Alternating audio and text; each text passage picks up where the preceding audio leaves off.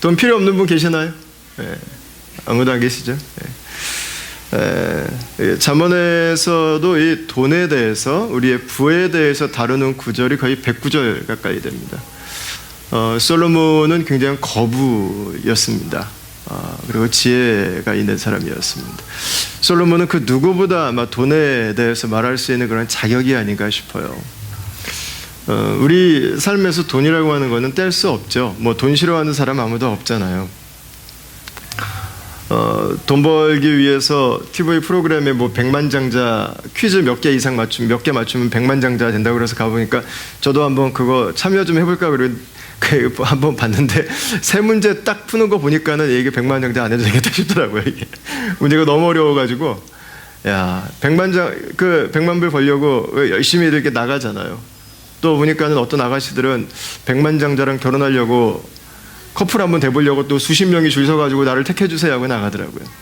또 반대도 있더라고요. 또 아가씨 한 명 앞에 또 수십 명의 남자들이 서서 나를 좀 택해달라고. 여러분 다 이 돈에 대한 관심이잖아요. 돈에 대한 관심.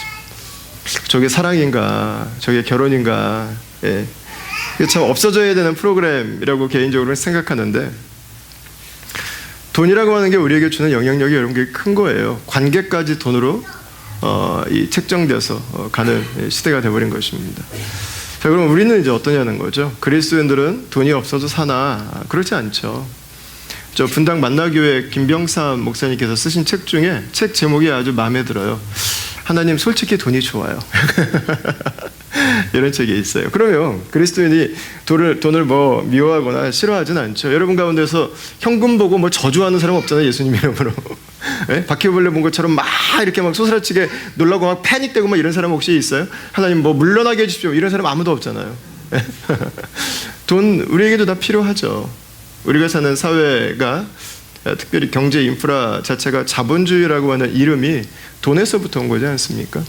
돈으로 이게 기초가 놓여진 사회이기 때문에 돈이라고 하는 것을 떠나서는 살 수 없는 사회 구조를 가지고 있습니다. 이 돈에 대해서 무조건적으로 잘못된 죄악시하거나 그것을 부정적으로 여길 필요는 전혀 없습니다.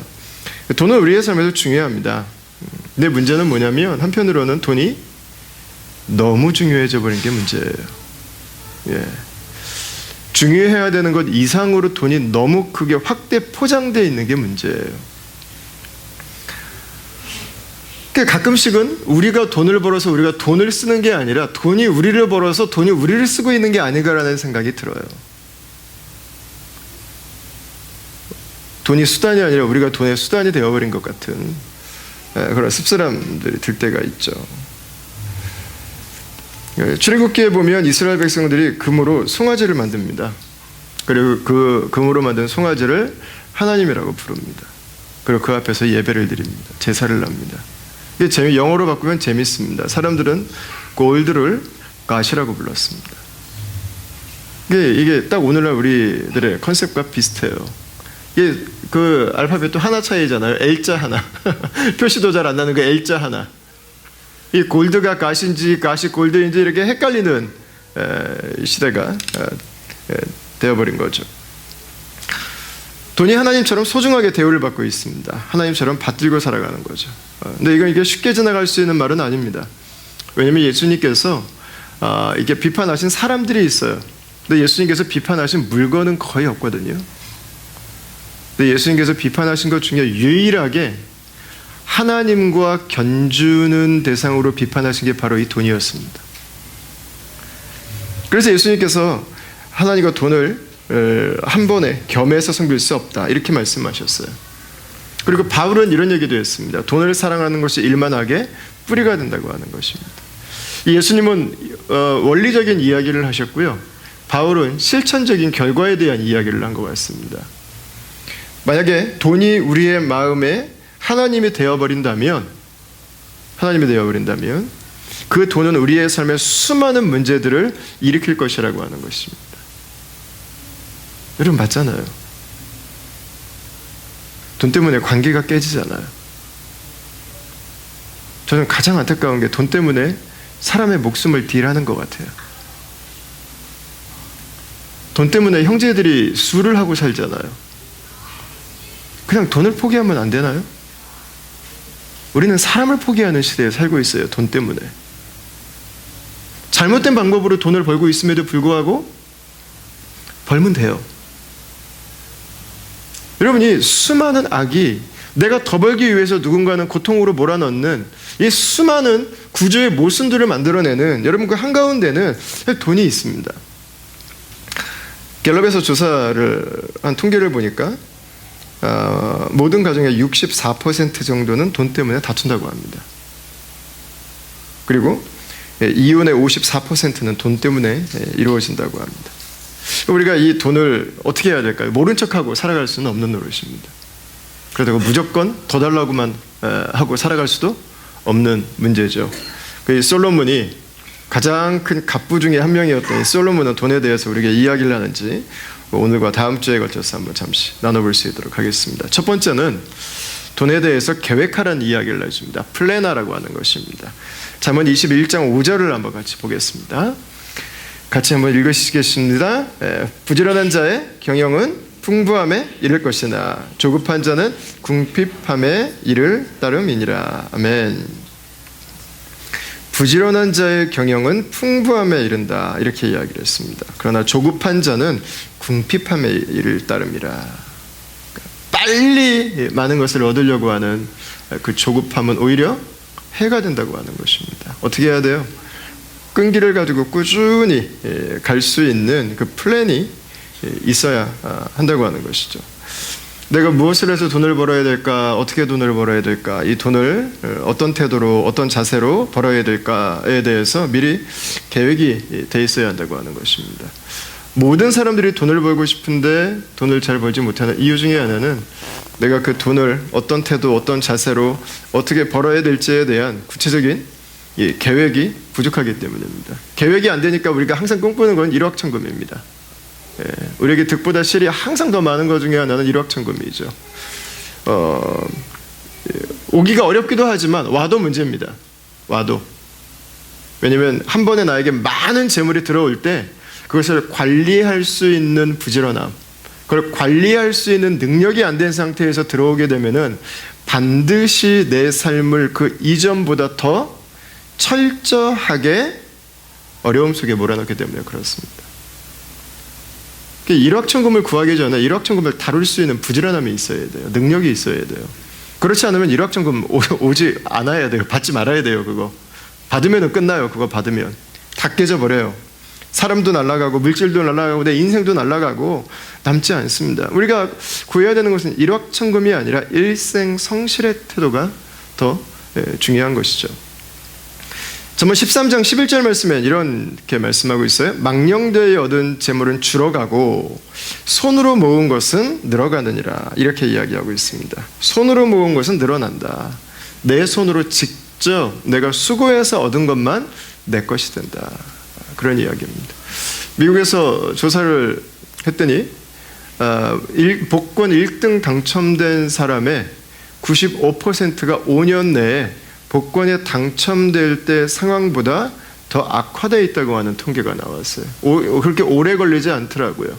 5년이면 족하더라고요. 내 인생에 파탄 나는 데는.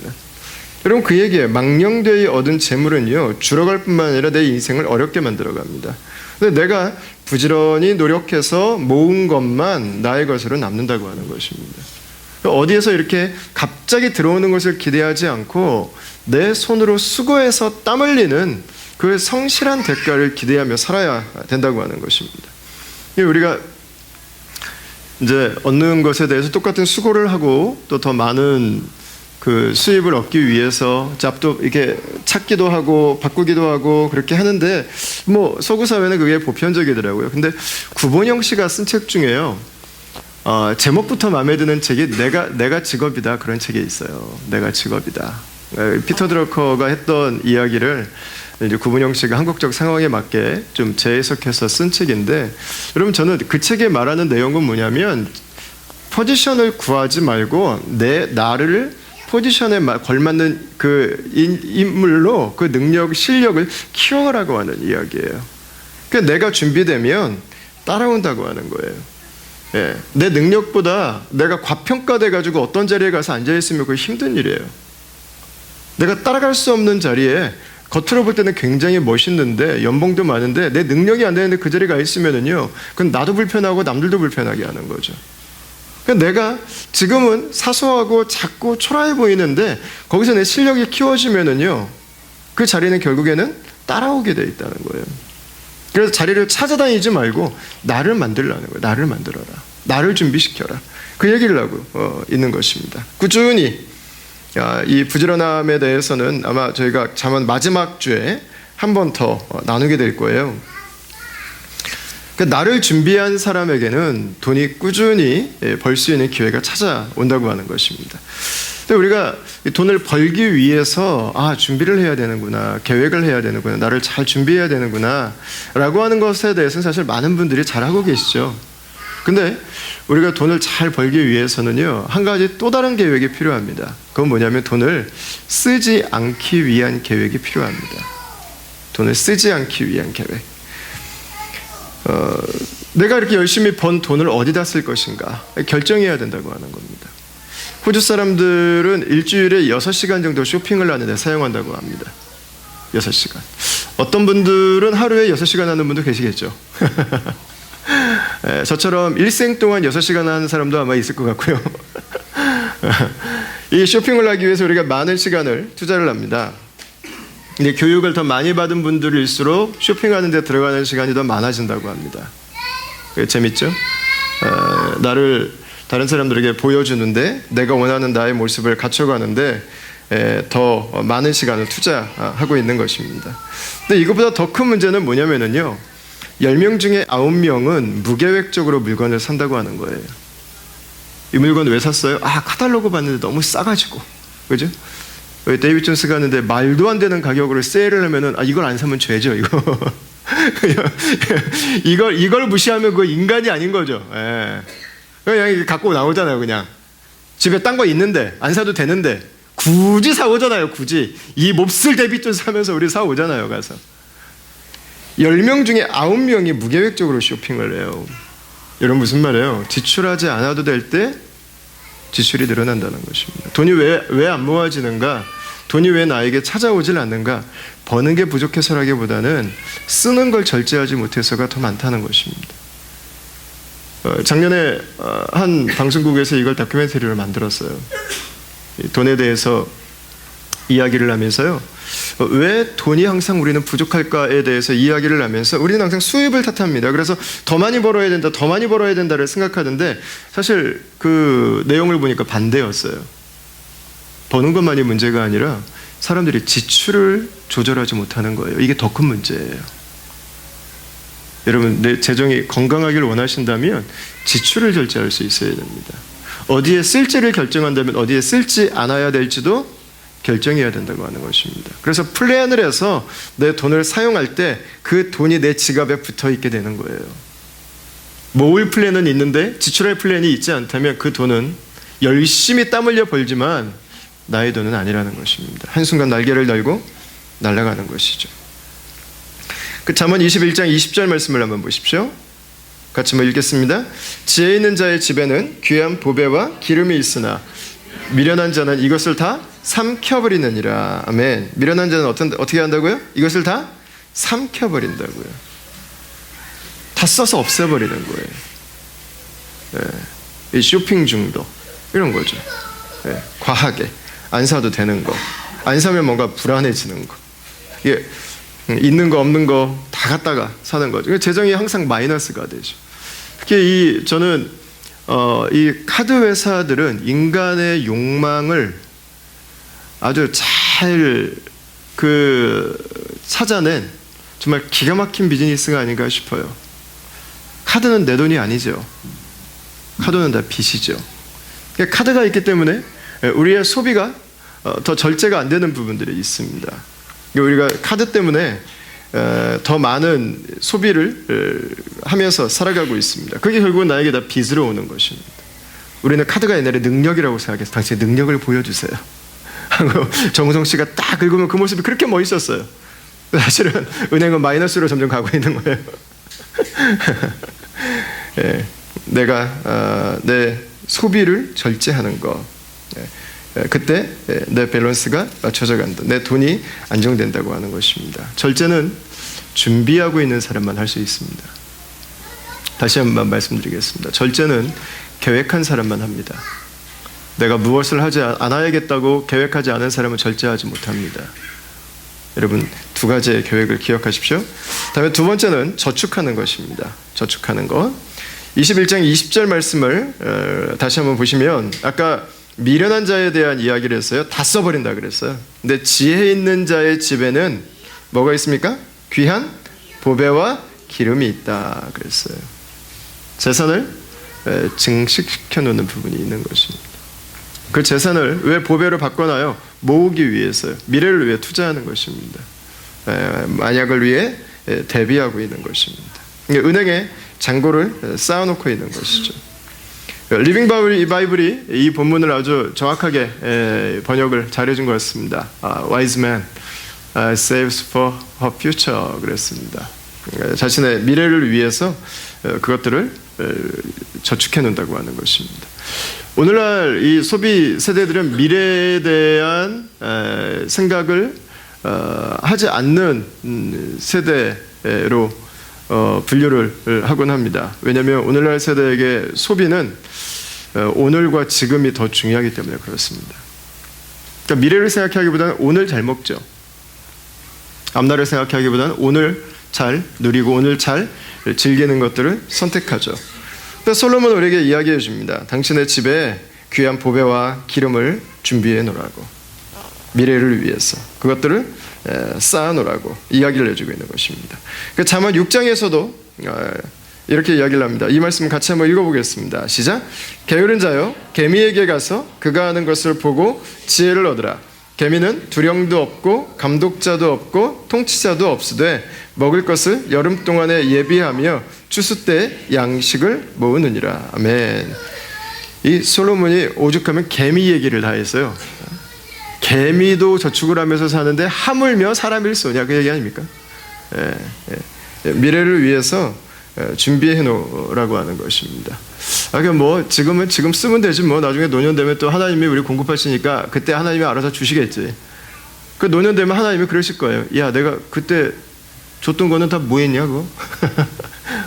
그때 썼는데요. 야, 그 중에 일부는 너 노년에 쓰라고 준 거였잖아. 지금 우리의 삶을 살아가면서 준비해야 됩니다. 호주에서도 이제 이게 더 중요성들이 좀 커지고 있죠. 68년생부터는 이제 펜션이 나오지 않죠? 공식적으로 이제는 다 그 슈퍼 개인의 그 슈퍼를 통해서만 자신의 노후가 준비될 수 있도록 했습니다. 제가 이 얘기 듣고 조금 화가 났어요. 73년생부터 안 줘도 되는데 왜 하필 68년생이냐고. 왜 하필 왜? 어? 뭐 정해진 거니까. 대비해야 됩니다. 이제 정부도 이제 이 정부가 다 감당하기에 책임이 너무 커지니까 이걸 이제 개인들에게 다 책임을 주고 있습니다. 옛날에는 은퇴하고 나서 별 문제가 되지 않았어요. 왜냐하면 은퇴하고 나서 오래 사셔야 한 10년, 15년 사셨거든요. 은퇴하시고 나서 뭐 퇴직금 가지고 조금 뭐 이렇게 하시면은 그냥 사시는데 문제가 없었어요. 근데 오늘날 세대는 그렇지 않아요. 오늘날 세대는 은퇴하고 나서도 3, 40년입니다. 그러다 의학이 너무 발달해 버렸어요. 3, 40년 지나고 나서도 이게 막 숨이 넘어가서 죽은 줄 알았는데 보니까 또 눈이 떠져. 자식들이 다 살려놨어. 안 된다. 가시면 안 된다. 또 막 숨 넘어간 줄 알고 막 하는데 또 막 의사들이 막 또 살려놨어. 막 이게 막 뭐 하나 막 달고 막 그래가지고 막 계속 살아요. 계속 살아 이제. 그러니까 이게 이 젊을 때만 그냥 잘 쓰자, 잘 먹자, 여행하자, 놀자 이거 가지고 이제 안 된다는 것입니다. 우리 삶의 미래에 대해서 준비해놔야 된다고 하는 것입니다. 우리의 소망은 항상 일관되죠. 그냥 다 벌어서 하고 싶은 거 다 쓰고 다 놀고 저축 충분하게 하고 그렇게 살면 좋겠죠. 근데 그렇게 벌 수 있는 사람이 별로 없어요. 네, 그렇게 벌 수 있는 사람이 없어요. 그리고 우리가 원하는 거는 내가 버는 것보다 항상 더 커요. 모자르면 항상 모자르지 남는 때는 없습니다. 그 저축은 지금부터 해야 됩니다. 지금부터. 다음에 세 번째는 감사하는 것입니다. 히브리서 13장 말씀을 한번 보십시오. 같이 한번 읽겠습니다. 시작.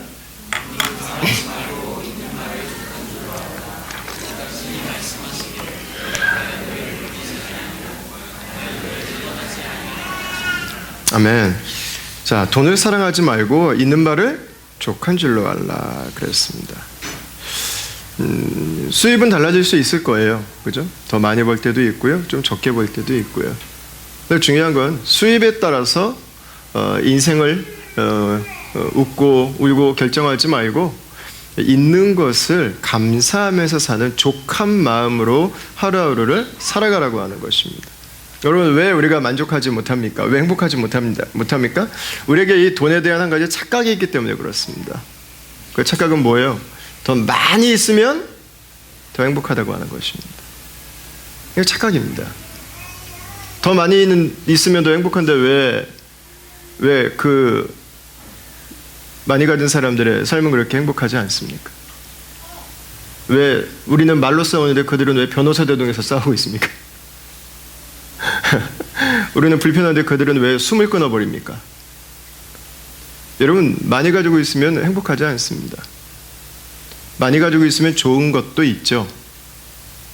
그죠? 원하는 걸 살 수 있고 내가 가고 싶은 데 갈 수 있고 좋은 게 있죠. 여러분, 그러나 더 많은 신경 써야 될 게 있습니다. 더 많은 골치 아픈 일들이 있습니다. 잠 못 자는 더 많은 일들이 있습니다. 내가 책임져야 되는 더 복잡한 일들이 일어나기 시작합니다. 여러분, 많은 건 좋은 게 아니에요. 많은 거는 더 힘들어지는 거예요. 더 피곤해지는 거고. 근데 우리는 그 생각은 잘 안 하는 것 같아요. 더 많은 걸 관리하기 위해서 많은 문제들이 일어나는 것을 우리가 담당해야 된다고 하는 것보다는 그것이 우리에게 보여주는 한쪽 부분만 보고 싶어 하는 거예요, 우리는. 왜냐하면 마케팅은 항상 그것만 우리에게 강조하거든요. 세상의 마케팅은. 당신이 이걸 가지면 이렇게 편할 수 있고 이렇게 인정받을 수 있고 이렇게 능력 있게 보일 수 있다고 하는 거예요. 그 뒤에 피말리는 잠 못 자는 밤들과 그 고뇌와 풀어야 되는 문제와 다가오는 갈등들에 대해서는 전혀 이야기를 하지 않아요. 여러분, 이게 어떻게 보면은요, 저는 마약이랑 비슷한 것 같아요. 마약도 분명히 좋은 게 있어요. 쾌락이 있잖아요. 잠시의 고통을 덜어주잖아요. 근데 마약을 좋다고만 말하진 않죠. 마약은 우리의 삶에 심각한 문제들을 가지고 오죠. 여러분, 돈은 물론 마약과는 조금 다른 부분은 분명히 있을 거예요. 그러나 돈도 한쪽 부분만 보고 그것만을 추구하면 여러분, 그것은 중독되는 거예요. 저는 심리학적 용어 중에 돈 중독이 왜 없는지 모르겠어요. 저는 필요한 용어인 것 같아요. 왜 게임만 중독되고, 왜 포르노만 중독되고, 왜 술만 중독되고, 왜 골프만 중독되고, 왜 그것만 중독돼? 여러분, 이게 돈도 이거 보면 중독이에요, 중독. 내가 조절을 못 해내요, 조절을 못 해내. 조절할 수 있는 능력이 없는 상태에서 그것만 추구하고 살아가요. 여러분, 돈을 가지고 있다고 무조건 행복하지 않습니다. 돈이 내 인생에 여러분 구원자가 될 수 없다고 하는 것입니다. 지금 감사해야 되는 이유가 뭐예요? 지금 감사하는 마음이 없으면 더 가져도 감사하지 못해요. 지금 내가 즐거워하지 못하면요, 더 가져도 즐거워하지 못해요. 골치 아픈 일이 더 늘어나기 때문에, 신경 쓸 게 더 많아지기 때문에. 여러분, 삶의 즐거움과 행복은 내가 얼마나 더 갖냐에 있는 게 아니고요, 내 마음이 오늘도 감사하고 살아가는가, 내 마음이 있는 것, 그것을 가지고도 즐겁게 살아갈 수 있는가, 여러분, 거기서 결정되는 거예요. 당신에게 무엇이 있는가가 아니라 당신의 마음이 무엇인가가 내 인생을 결정한다고요.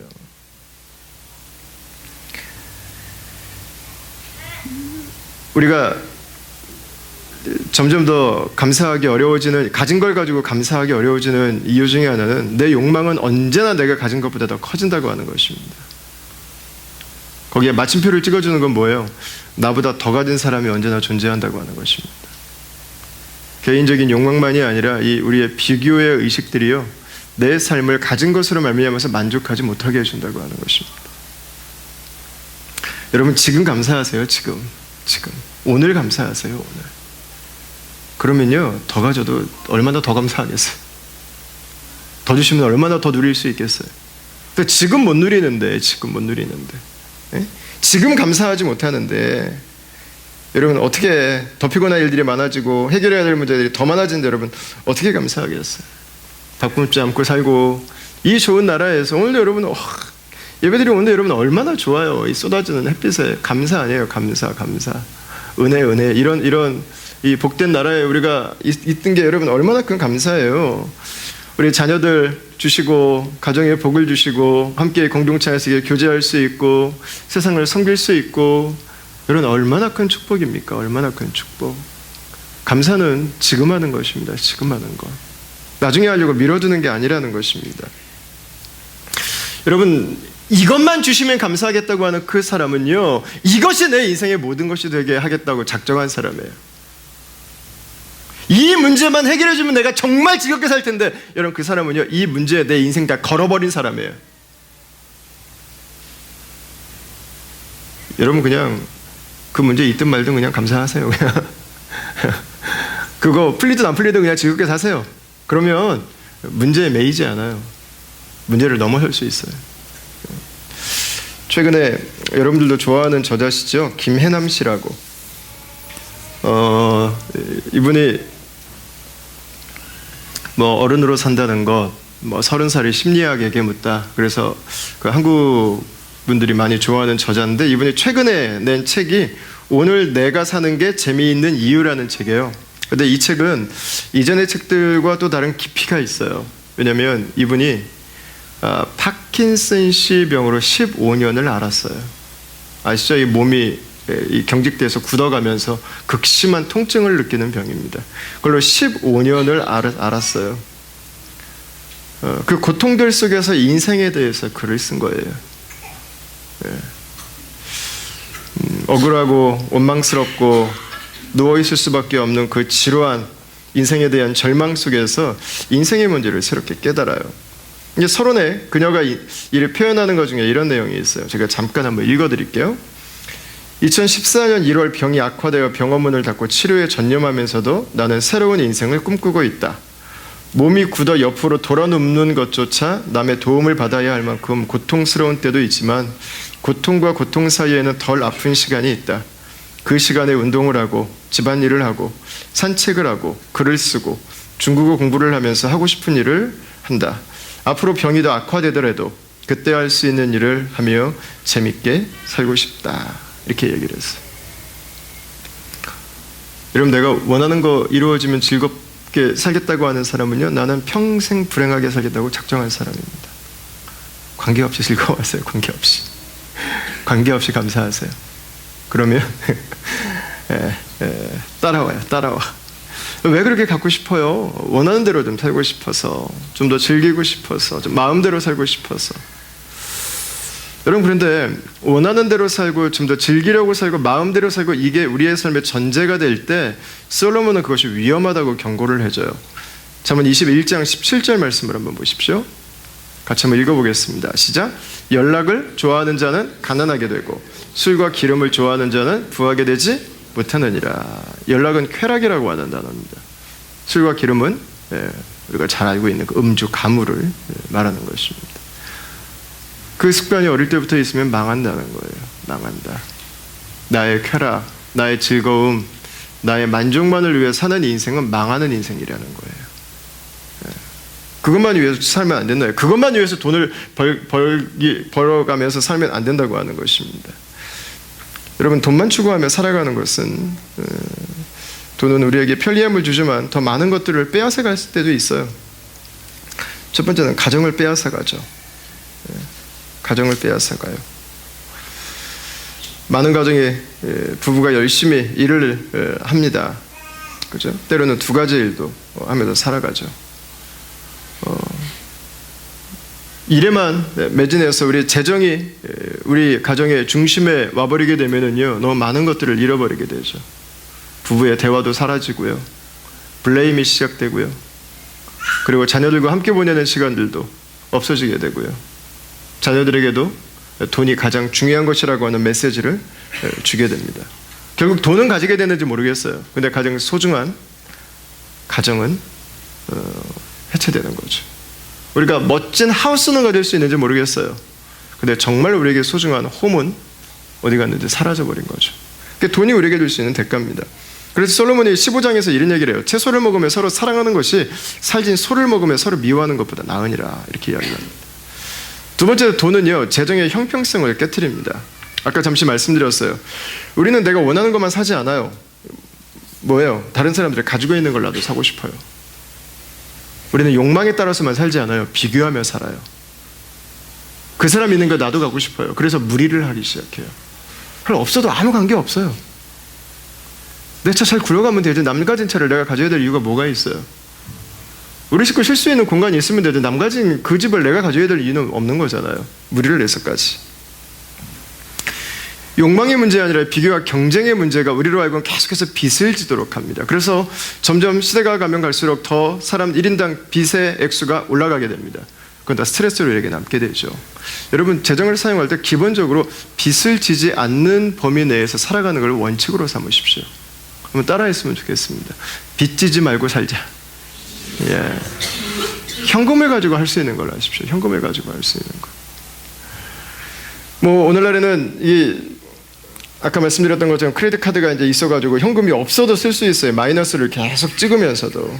만약에 나는 이 크레딧 카드가 절제가 안 된다, 그럼 제가 좋은 방법을 하나 알려드릴게요. 물통에다가 이 큰 통이 있잖아요. 통에다가 물을 가득 채우세요. 그 다음에 크레딧 카드를 거기다 넣으세요.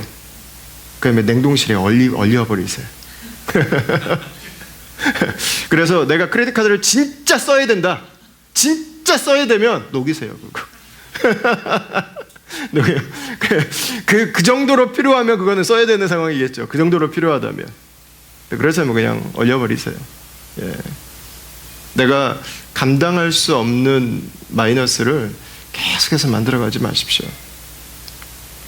요즘에는 집을 사거나 가게를 할 때도 다 이제 론을 많이 얻어야 되는 세대가 되지 않았습니까? 여러분, 그러나 가급적 얻지 않도록 하는 게 좋은 것 같습니다. 한 분이 비즈니스를 새로 시작하면서 인테리어만 한 150만 불을 들여서 하셨어요. 크게 하셨죠. 장사가 안 돼요. 문을 닫아야 되는데 문도 못 닫아요. 컨트랙 기간이 있어가지고. 여러분, 그냥 호떡집이라도 호떡 하나, 제가 전에 다른 교회 가서 호떡집 사장님 얘기했더니 그 집에 호떡집 하시는 분 계시더라고요. 그래서 끝나고 사모님이 저한테 사장님 자 붙여줘서 고맙다고 이렇게 얘기하시던데, 여러분, 호떡 하나를 해도 좀 맛으로 좀 죽여버리면 안 되나요, 그거? 조그만 거 하나, 한 사람 앉을 공간만 있어도 사람들이 넓은데 그냥 화려하게 만들어 놓고 빚지면서 가지 말고 줄 서서 먹을 수 있게 만들어 가면 안 되나요? 다른 사람들에게 더 이렇게 막 보여주면서 론을 얻어가면서 하지 말고, 거기에서 좀 작은 곳이지만 허름하지만 복닥복닥 하면서 거기에서 즐겁게 여러분 가는 게 더 좋은 방법이잖아요. 제가 이번 주에 우리 성윤 형제 새로 시작한 사무실을 한번 방문을 하고 왔어요. 제가 아주 너무 기쁘더라고요. 아주 작은 책상 하나 있어요. 다른 건 없고. 근데 이제 다음 교회도 처음 개척할 때 15스퀘어미터 되는 아주 허름한, 다 무너지게 생긴 그 건물 1층에 제가 저희 집에 식탁으로 쓰던 테이블 하나 갖다 놓고, 그리고 저 프린터기 50불짜리 하나 사다가 놓고, 버닝스 웨어하우스에서 우리 접는 테이블 2개 갖다 놓고, 그게 다음 교회 그 예배 사무실의 시작이었거든요. 딱 그 생각이 나더라고요. 여러분, 그때가 얼마나 좋아요. 처음부터 막 예배당 쳐놓고 왜 사람들은 안 오는 거야, 이 정도 투자해가지고. 여러분, 그렇게 해서 다음 교회가 여러분 지금까지 왔겠어요? 아무것도 없었는데 그냥 복닥복닥복닥 그냥 서로 그냥 지지고 볶고 살다 보니까 여러분 여기까지 온 거잖아요. 그 많은 돈 들여가지고 그렇게 그냥 보여주면서 내가 이거만 하면 몰려오겠지. 여러분, 그렇게 몰려오지 않잖아요. 작지만 내가 할 수 있는 곳에서부터 베스트를 만들어가기 시작하면 여러분, 거기에서부터 성장하는 기쁨들이 나올 수 있잖아요. 세 번째, 돈이 우리에게 주는 부정적인 폐해 중에 하나는 뭐냐면 삶의 의지를 빼앗아 간다고 하는 것입니다. 삶의 의지를 빼앗아 가요. 처음부터 경쟁 구조 안에서 가기 때문에 더 가진 사람들을 보면 상당히 박탈감의 마음들을 느낄 수가 있습니다. 이게 불만으로 인생을 시작하는 거죠. 원망과 불평으로 인생을 살아가게 되는 것이죠. 제가 이번 주에 직장 플러스를 하면서 우리 다음 공동체 직장 생활하는 분들, 사업하시는 분들에게 제가 놀란 게 실력에 대한 이야기가 나왔어요. 실력에 대한 이야기. 근데 제가 생각하는 것보다 실력에 대해서 더 정확한 그 인식들을 가지고 있더라고요. 그렇죠, 여러분. 실력을 믿음으로 대신하려고 하면 안 돼요. 다시 한번 말씀드립니다. 실력을 믿음으로 대신하시려고 하면 안 돼요. 실력은 내가 책임져야 되는 부분이에요. 그걸 하나님이 알아서 하시겠지라고 밀어버리는 것은 믿음이 아니라 그건 불신앙입니다. 내가 맡은 일, 나의 회사, 직장생활, 내가 비즈니스를 경영한다면 여러분 거기에 대해서는 내가 책임지고 실력을 키워서 감당해 나갈 수 있도록 준비를 해야 돼요. 하나님이 알아서 하시겠지. 밀어두면 어떻게 되겠지. 여러분 그걸 믿음이라고 말하지 않습니다. 하나님은 그걸 게으름이라고 말씀하세요. 준비할 수 있고 물어볼 수 있고 공부할 수 있고 체험할 수 있고 경험할 수 있는데 여러분 그걸 왜 하나님께 밀어버립니까? 하나님이 우리에게 그동안 주신 은혜만으로 얼마나 많은데 내 인생에 살아갈 수 있도록 그동안 채우시고 나를 만족시켜 주시고 나에게 주신 감사와 기쁨들이 얼마나 많은데 여러분 내가 해야 될 것까지 하나님에게 밀어버리면 어떻게 하겠어요? 그건 안 되는 거죠. 우리가 우리의 삶을 살아가면서 하나님이 내 삶의 모든 것임을 고백한다면 동시에 내 삶의 모든 책임을 그 하나님을 위해서 내가 감당할 마음을 가지고 살아가야 됩니다. 그게 실력이죠. 실력.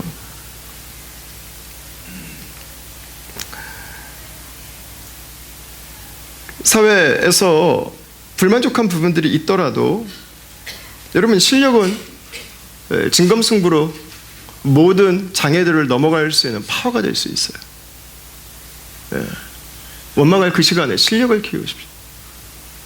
불평할 그 시간에 내 삶을 더 샤프하게 다듬어가는 것입니다. 원망할 이유가 없어요. 원망할 시간도 없고 불평할 시간도 없고. 저는 우리가 이 돈에만 집중해서 살아가다 보니까 가장 큰 아쉬움 중에 하나가 뭐냐면 정말 도와야 될 사람이 있고 하나님 나라를 위해 정말 투자해야 될 때가 있고 우리가 정말 돈을 써야 될 때가 있는데 빚이 너무 많으니까 나가는 게 기본적으로 너무 많으니까 하나님 나라를 위해서도 드리지를 못해요. 나눠야 될 사람들을 위해서 나눌 수가 없어요. 전 이게 너무 아까워요. 근데 여러분 이게 교회도 마찬가지더라고요. 교회 건축한 교회 목사님들 만나보면요 다 똑같이 말씀하시는 게 하나 있어요. 건축하고 나서 대부분 교회들이 론을 얻어서 건축을 하시지 않습니까? 그러다 보니까 경상에서 많은 부분이 론 이자 갚는 데 들어가요. 선교가 다 마비가 돼요. 하나님 나라를 위한 섬김이 다 줄어들어요.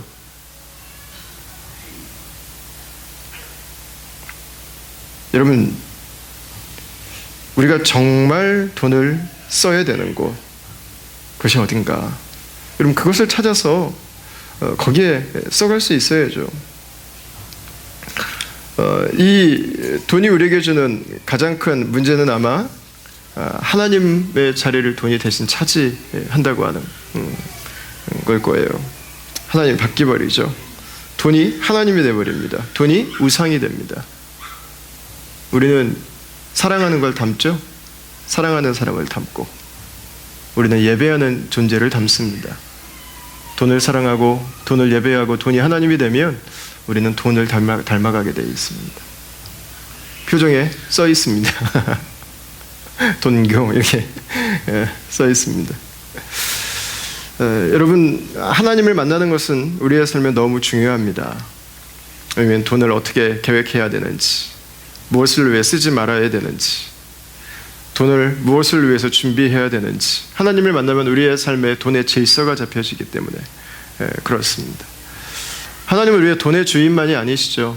하나님은 우리가 돈을 벌 수 있는 이 지구라고 하는 그라운드를 다 만들어 주셨죠. 모든 소스는 하나님에게서 나온 것입니다. 그분은 우리를 만드셨고 우리가 이 땅에서 일을 하며 살아갈 수 있는 모든 환경들을 다 우리에게 제공해 주신 분입니다. 그런 의미에서 돈은 우리의 주인이 되어서는 안 돼요.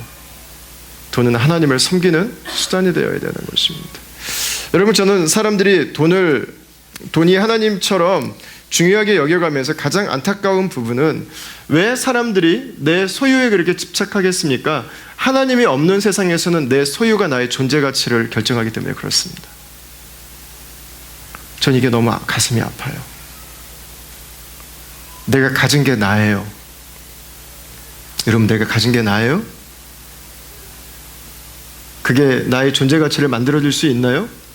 200만 불 내가 재산이 있으면 내 존재는 200만 불짜리인가요? 만약에 200만 불 사업하다가 실패해가지고 날아가서 2만 불 남으면 나는 2만 불짜리인가요? 여러분, 저는 서구 사회의 비극이 이거라고 생각해요. 하나님을 거절하면서 서구 사회는 물질이 인간의 가치를 결정하는 눈을 갖기 시작했어요. 그리고 사람을 물질로 평가하기 시작했어요. 여러분, 얼마나 안타까운 것입니까? 하나님이 창조하신 인간의 그 가치가 상실되어 버렸어요. 여러분, 우리가 하나님을 만난다고 하는 것은 단순히 돈을 잘 쓰는 문제가 아니에요. 내 가치가 결정되는 거예요. 나는 돈으로 살 수 없는 존재예요. 나는 돈으로 평가할 수 없는 존재예요. 나는 하나님의 존귀함을 가지고 있는 존재. 여러분, 진정한 삶의 회복, 인간의 회복, 돈의 회복, 하나님을 만날 때 시작되는 것입니다. 여러분, 우리에게 주신 물질로 인해서 우리가 감사하며 살아갈 때 하나님 그분 안에서 우리의 모든 것이 결정되는 삶을 한 주간도 살아갈 수 있게 되길 바라고요. 저 여러분들에게 하나님께서 주신 이 물질이 하나님의 축복을 넘어서 하나님을 섬기는 수단이 되고 또 하나님을 섬기는 그 사명을 감당하는 도구가 될 수 있기를 주님의 이름으로 축원합니다. 우리 이 시간에 예수는 나의 힘이요 같이 찬송하도록 하겠습니다.